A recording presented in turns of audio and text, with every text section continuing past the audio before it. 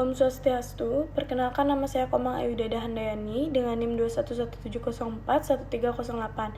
Di sini saya akan menjelaskan materi mengenai dari bab 1 sampai bab 6. Nah, yang pertama yaitu bab 1, definisi dasar tentang etika bisnis.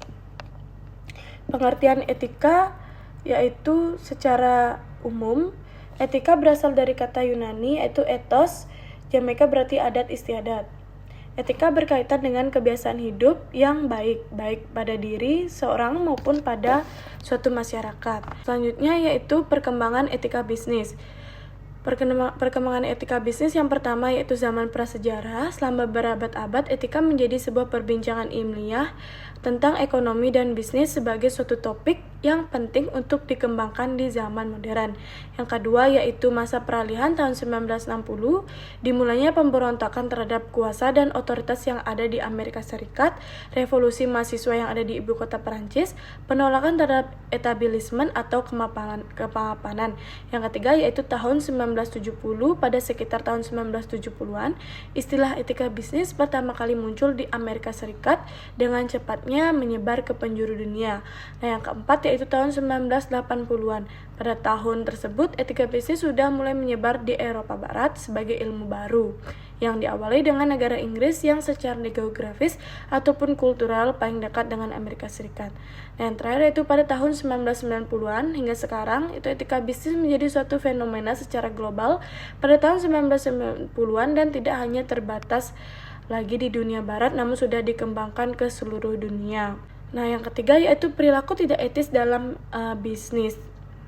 Perilaku yang menyalahgunakan kedudukan atau posisi atau yang disebut abuse position, perilaku yang menyalahgunakan kekuasaan atau abuse power, perilaku yang menyalahgunakan sumber daya organisasi atau abuse resource, perilaku yang tidak berbuat apa-apa atau no action. Setelah itu, saya akan menjelaskan bab 2 yaitu mengenai teori-teori dalam etika bisnis. Nah, yang pertama itu pengertian dan pentingnya teori etika bisnis. Teori etika bisnis memiliki peran penting dalam melegitimasi segala perbuatan dan tindakan yang dilihat dari sudut pandang moralitas yang telah disepakati oleh masyarakat. Nah, selanjutnya yaitu teori utilitarianisme. Teori ini adalah suatu teori dari segi etika normatif yang menyatakan bahwa suatu tindakan yang patut adalah yang memaksimalkan penggunaannya atau utility. Selanjutnya ada teori deontologi. Istilah teori deontologi ini berasal dari bahasa Yunani, deon yang berarti kewajiban dan logos yang berarti ilmu. Menurut teori ini beberapa prinsip moral bersifat mengikat dan merupakan kewajiban bagi setiap manusia. Nah, selanjutnya yaitu teori hak. Teori hak merupakan suatu aspek dari teori deontologi karena berkaitan dengan kewajiban. Hak dan kewajiban bagaikan dua sisi uang logam yang sama. Hak didasarkan atas martabat manusia dan martabat semua manusia itu sama. Karena itu, hak sangat cocok dengan suasana pemikiran demokrat. Nah, selanjutnya yaitu teori keutamaan. Secara etimologis, kata keutamaan berasal dari terjemahan kata bahasa Inggris yaitu virtue dari bahasa Latin virtus dan paralel dengan istilah arete dalam bahasa Yunani. Dalam teori keutamaan, adapun unsur-unsur yang dapat dijelaskan sebagai berikut. Kita mengandalkan keutamaan menjadi seseorang yang lebih baik. Berikut penjelasan bab 2. Selanjutnya saya akan menjelaskan bab 3 mengenai etika yang berhubungan dengan kehidupan sehari-hari. Yang pertama yaitu nilai etika. Pada Kementerian Keuangan terdapat kode etik dan kode perilaku yang merupakan pedoman sikap, tingkah, laku, dan perbuatan pegawai dalam melaksanakan tugas pokok dan fungsi serta pergaulan hidup sehari-hari bertujuan untuk menjaga martabat dan kehormatan pegawai, bangsa, dan negara. Lalu selanjutnya etika deskriptif yang memberikan gambaran dan ilustrasi tentang tingkah laku manusia ditinjau dari nilai baik dan buruk serta hal-hal mana yang boleh dilakukan sesuai dengan norma etis yang dianut oleh masyarakat. Nah, yang kedua yaitu hak dan kewajiban individu dalam organisasi perusahaan. Hak dan kewajiban individu yaitu hak yang berarti sesuatu yang mutlak menjadi milik kita dan penggunaan ketergantungan kepada kita sendiri. Kewajiban sesuatu yang harus dilakukan dengan penuh rasa tanggung jawab. Nah, kewajiban perusahaan terhadap pegawai, kewajiban pegawai terhadap perusahaan, kewajiban moral pegawai adalah untuk bekerja mencapai tujuan perusahaan, menghindari kegiatan-kegiatan yang mungkin mengancam tujuan tersebut. Nah, yang kedua yaitu organisasi politik. Dalam model politik, individu dapat berkumpul membentuk koalisi yang selanjutnya saling bersaingan satu sama lain. Nah, selanjutnya yaitu peduli dan menghargai orang lain. Peduli ialah sebuah nilai dasar dan sikap dalam memperhatikan dan bertindak secara proaktif terhadap kondisi atau keadaan sekitar. Nah, selanjutnya yaitu menghargai. Menghargai merupakan sebagian kecil daripada sekian banyaknya nilai yang terkandung sebuah karakter yang ada, yaitu menghargai karya orang lain, menghargai kesehatan, menghargai waktu, menghargai pendapat orang lain.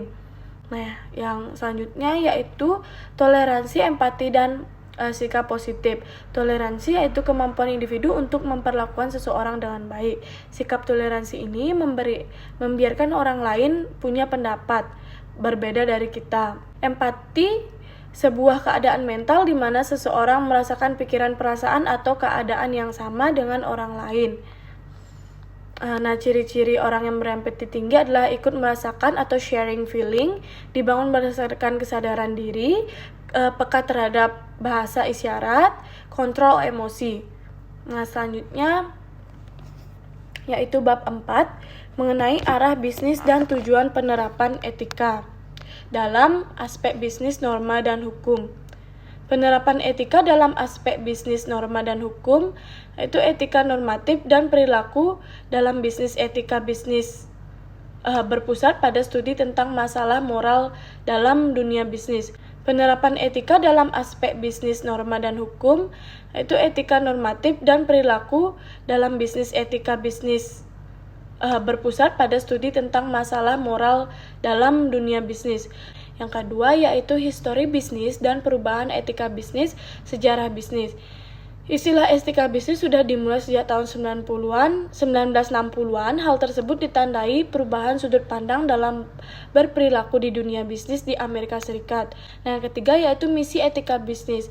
Menurut Hill dan Jones, pengertian etika bisnis merupakan ajaran dalam membedakan antara benar dan salah dalam memberikan bekal kepada setiap pimpinan perusahaan ketika mempertimbangkan pengambilan keputusan strategis terkait dengan masalah moral kompleks. Teori normatif, metaetika, dan deskriptif. Teori normatif merupakan bagian terpenting dan etika dan bidang di mana berlangsung diskusi paling menarik tentang masalah moral. Teori metaetika adalah dibuat untuk menunjukkan pembalasan yang bukan moralitas secara langsung, melainkan mengacu berbagai konsep yang digunakan dalam bidang moralitas. Selanjutnya, teori deskriptif. Teori deskriptif melukiskan tingkah laku moral dalam arti luas, misalnya adat kebiasaan, anggapan-anggapan tentang baik dan buruk, tindakan-tindakan yang diperoleh atau tidak diperbolehkan. Nah, selanjutnya yaitu bab 5, etika bisnis dalam bisnis internasional. Pengertian etika bisnis internasional merupakan suatu kegiatan bisnis yang dilakukan melewati batas-batas suatu negara. Etika bisnis internasional dalam perdagangan internasional yaitu pengetahuan tentang tata cara ideal, pengaturan dan pengelolaan bisnis yang memperhatikan norma dan moralitas yang berlaku secara universal dan secara ekonomi atau sosial. Yang ketiga yaitu dumping dalam bisnis internasional. Dumping adalah suatu kegiatan menjual barang di pasar internasional dengan memasang harga yang lebih murah atau lebih rendah dari harga pasar yang ada di dalam negeri. Selanjutnya yaitu pengertian dari whistleblowing. Whistleblowing adalah tindakan suatu badan swasta atau publik yang mengeluarkan informasi untuk mengungkap kasus korupsi berbahaya kepada publik. Nah, selanjutnya bab 6 yaitu sumber-sumber dan nilai dalam perilaku etika agama, filosofi, budaya, dan hukum. Sumber-sumber dan nilai dalam perilaku etika agama. Dengan adanya etika dalam beragama di masa sekarang agar memberi kedamaian untuk menjalin hubungan yang harmonis dan kerukunan bagi pemeluk agama. Yang kedua yaitu perkembangan ajaran filosofi terhadap etika bisnis, mempercayai bahwa manusia adalah untuk suatu tujuan dan bahwa salah dan benar memainkan peran yang penting dalam mendefinisikan hubungan seorang dengan lingkungan sesamanya. Kita tutup kali ini dengan mengaturkan Paramasanti. Om Santi Santi Santi Om.